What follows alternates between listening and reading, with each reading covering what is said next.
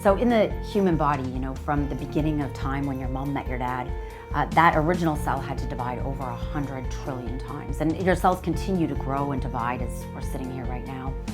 And one of the big things we know is that those events can go wrong. Things can go wrong. And understanding exactly what happens normally when a cell divides and how those events can go wrong throughout life is important for understanding how different types of cancers form and what we need to do to successfully target specific types of cancer in the clinic.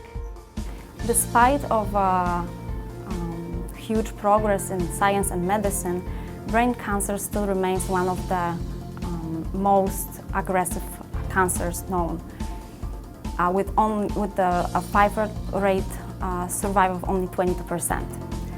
So what we are hoping with this study is not only to answer the questions behind the basic biology of brain cancer, but we are also hoping to generate clinically relevant therapeutic targets. So what I've done is created a number of different transgenic or genetically modified mice where we have increased expression of these proteins that drive cell proliferation and seeing does that lead to tumor formation.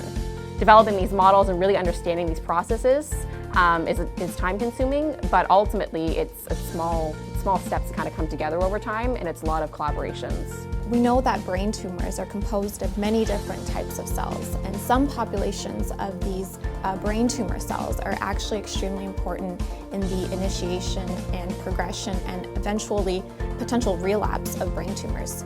So we're trying to understand the mechanisms and the regulators of these brain tumors for eventually to be able to target them in therapy.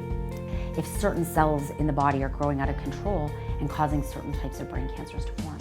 So these mice will allow us to ask those questions. And then we can also use those mice for any types of new therapies out there and see, can we use this new drug A to treat this specific types of brain cancer. Ultimately, the goal would be just to get better therapeutics, to get better treatments, and even a good prognostic marker or indicators. So if we know that increased levels will drive tumor formation, can we screen and test these tumors and see if these high levels will correlate with a poorer prognosis and use that in helping treatment of patients? Well, hopefully targeted individual therapy is the end goal, right? People get classified when they have a brain tumor. There's different sub-classifications of brain tumors.